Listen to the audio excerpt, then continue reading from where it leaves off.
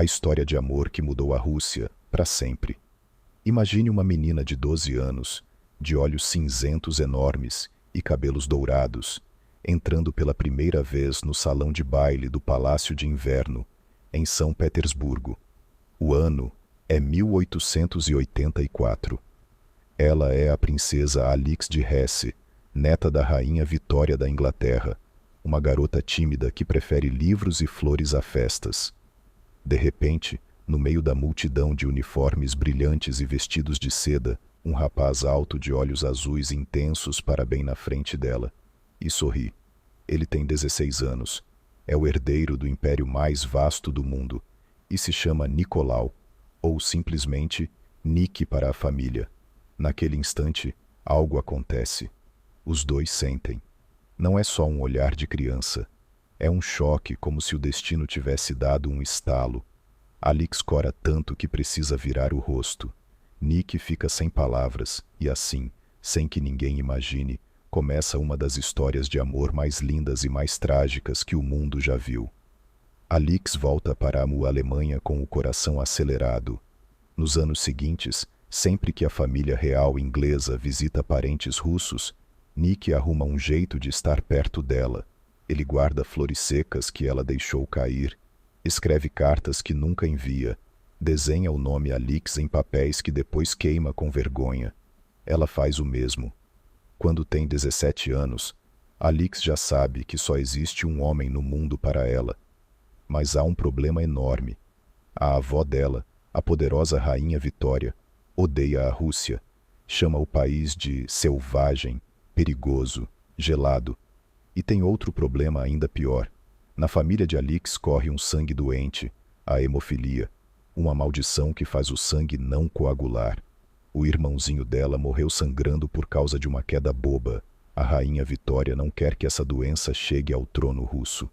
Nick implora ao pai, o czar Alexandre III, um gigante de quase 2 metros que assusta todo mundo. O czar ri. Você é o futuro imperador da Rússia, meu filho. Vai casar com uma princesa francesa ou dinamarquesa, não com uma alemãzinha pobre.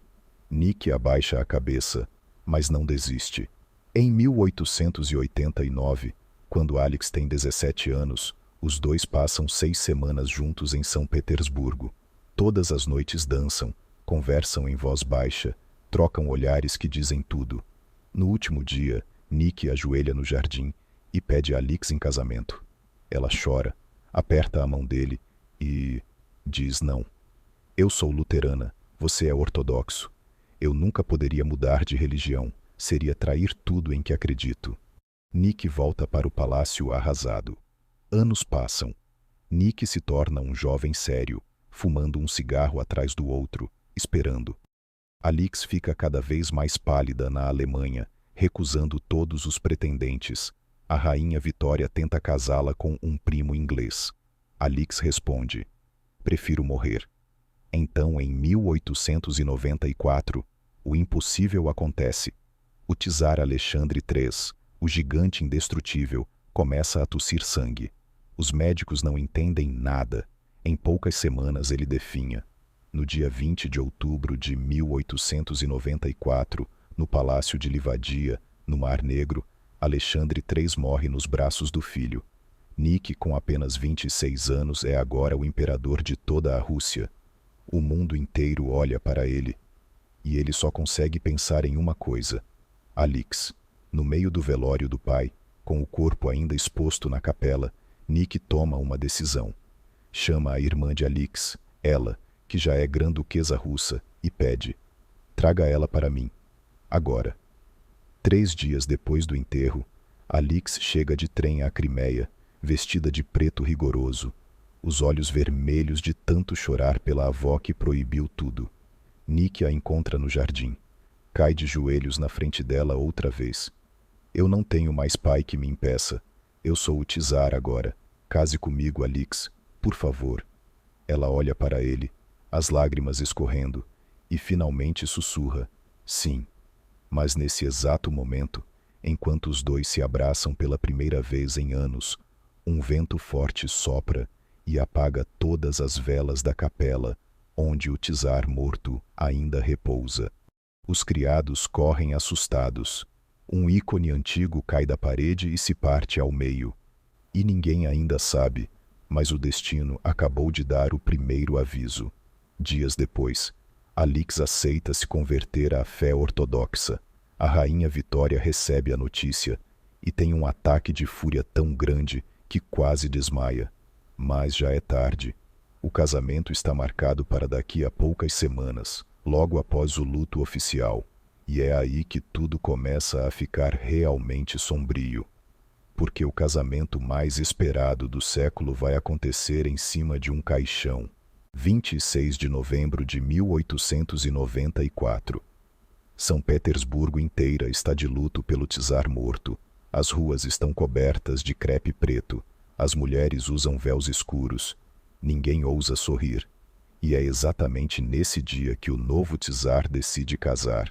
Alix entra na grande igreja do Palácio de Inverno vestida de branco e prata, com uma cauda de quase 5 metros. Ela está linda, mas o rosto está branco como cera. Nos últimos dias ela chorou tanto que mal consegue ficar em pé. Nick a espera no altar, de uniforme branco, tentando parecer forte.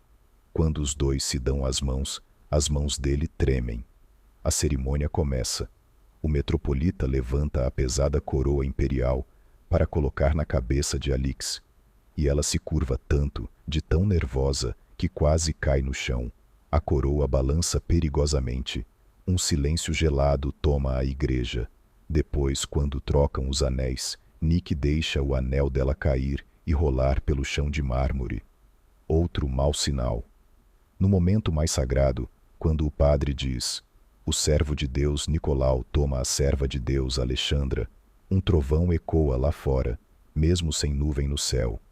E então acontece o pior. A corrente de ouro que liga as duas coroas dos noivos se parte com um estalo seco. A corrente quebra. Todo mundo ouve. A corte inteira prende a respiração. Os velhos generais fazem o sinal da cruz. Uma tia de Nick desmaia, mas o casamento continua. Quando termina, não há aplausos, não há vivas. Só silêncio.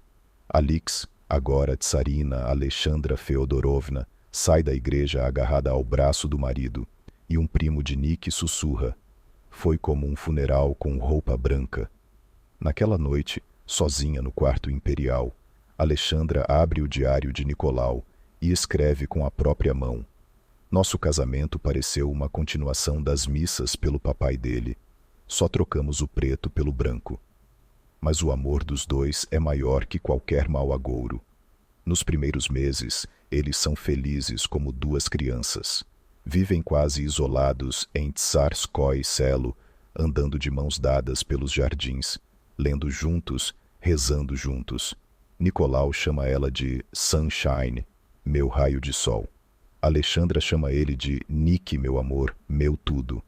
Eles dormem abraçados todas as noites. Em 1895 nasce a primeira filha, Olga. Depois Tatiana, Maria, Anastasia. 4 meninas lindas, inteligentes, cheias de vida. A Rússia inteira espera um menino, um herdeiro. Alexandra sofre a cada gravidez, porque o povo cochicha. Ela só dá meninas. É castigo por ter vindo atrás de um caixão. Nicolau defende a esposa com unhas e dentes, mas o peso do império começa a esmagá-lo. Ele não queria ser czar tão cedo. É tímido, inseguro, odeia falar em público. Alexandra tenta ajudá-lo, mas ela também é tímida, fala com sotaque alemão, e o povo começa a odiar a alemã. Em 1904, depois de 10 anos de casamento, finalmente nasce o tão esperado menino, Alexei. A corte inteira explode de alegria. Sininhos tocam, canhões disparam 300 salvas. Nicolau chora segurando o filho nos braços. Alexandra reza de joelhos o dia inteiro. Mas 3 semanas depois acontece o pesadelo. Alexei começa a sangrar do umbigo. O sangue não para. Os médicos entram em pânico. Em poucas horas o bebê está roxo, gritando de dor. Alexandra reconhece imediatamente. É a doença do irmão que ela viu morrer. A hemofilia chegou ao trono da Rússia. Eles escondem do mundo. Só a família sabe. Alexei vira um segredo de Estado. Cada hematoma pode matá-lo. Cada queda é uma sentença de morte. Alexandra desaba. Passa noites inteiras rezando, chorando, se culpando. Eu trouxe a maldição. Os médicos são impotentes. Nenhum tratamento funciona. Alexandra começa a procurar ajuda em qualquer lugar. Monges, curandeiros, peregrinos. E é aí que, em 1905, no meio da guerra com o Japão e de revoltas nas ruas, aparece um homem estranho vindo da Sibéria. Ele tem olhos hipnóticos, barba longa, cheira a terra e vodka. Diz que Deus lhe deu poder de curar. Seu nome é Grigori Rasputin. E no dia em que Rasputin coloca a mão na cabeça de Alexei, pela primeira vez em semanas, o sangramento para. Naquele momento, Alexandra olha para ele como se fosse um santo vivo. E o destino dá mais um passo em direção ao abismo. 1914. O mundo explode na Primeira Guerra Mundial. Nicolau vai para a frente de batalha comandar o exército.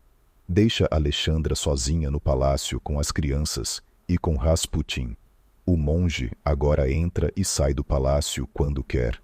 Reza com a Tsarina, abençoa Alexei e começa a dar conselhos políticos. A Rússia perde batalha atrás de batalha. Milhões morrem. Faltam pão, carvão, roupas. Nas filas de São Petersburgo, as pessoas gritam. A alemã e o monge estão entregando o país ao inimigo. Cartas anônimas chegam todos os dias.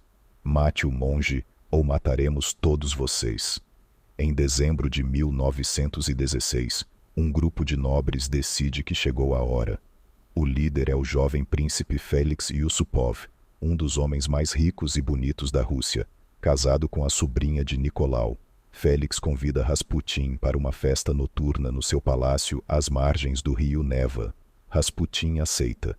Ele chega à meia-noite, de pele de urso e botas sujas. Félix o leva para o porão, onde há vinho, chá e bolos envenenados com cianureto suficiente para matar 5 homens.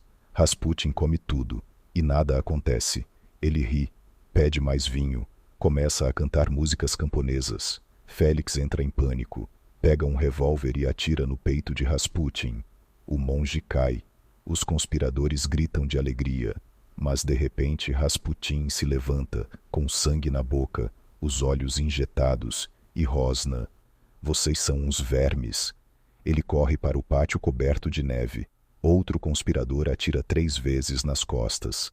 Rasputin ainda rasteja. Eles o espancam com barras de ferro até o crânio afundar.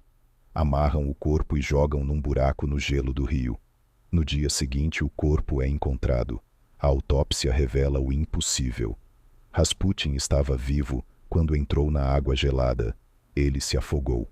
A notícia chega ao palácio. Alexandra desaba no chão, gritando como um animal ferido. Nicolau, na frente de batalha, recebe o telegrama e escreve no diário: Sinto que algo terrível vai acontecer com todos nós. E acontece. Fevereiro de 1917. Revolução. As tropas se juntam ao povo. Nicolau tenta voltar para a família, mas o trem é parado.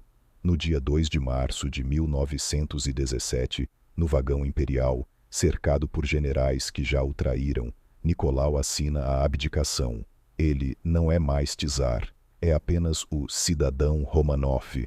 A família inteira é presa primeiro em Tsarskoye Selo, depois levada para Tobolsk, na Sibéria. Lá eles ainda têm esperança, rezando juntos todas as noites, cuidando uns dos outros, esperando que os brancos vençam os bolcheviques e os salvem. Mas em abril de 1918 chega a ordem de Moscou: levar os Romanov para Ekaterimburgo, nos Urais, onde os bolcheviques são mais radicais. Eles são jogados na casa Ipatiev, uma prisão disfarçada. As janelas são pintadas de branco. Os guardas desenham obscenidades nas paredes. Alexandra costura joias nos corcéis das filhas, caso consigam fugir. As cartas de resgate param de chegar. Ninguém sabe onde eles estão. Julho de 1918. O exército branco se aproxima de Ekaterimburgo. Os bolcheviques entram em pânico. Moscou envia um telegrama curto. Liquidar imediatamente.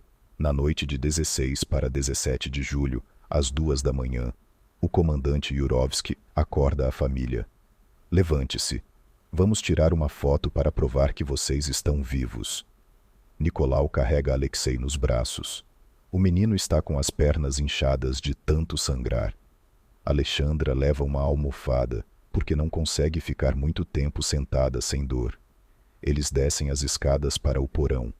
Um quarto pequeno, sem móveis. Yurovsky pede que esperem. Nicolau fica no meio, com Alexei no colo. Alexandra ao lado, as 4 meninas atrás. Os criados fiéis se colocam ao redor. De repente a porta se abre. 11 homens entram com revólveres. Yurovsky lê em voz alta. Em vista de que seus parentes continuam o ataque contra a Rússia soviética, o Comitê Executivo dos Urais decidiu fuzilá-los. Nicolau vira para as filhas, confuso. O quê? O quê?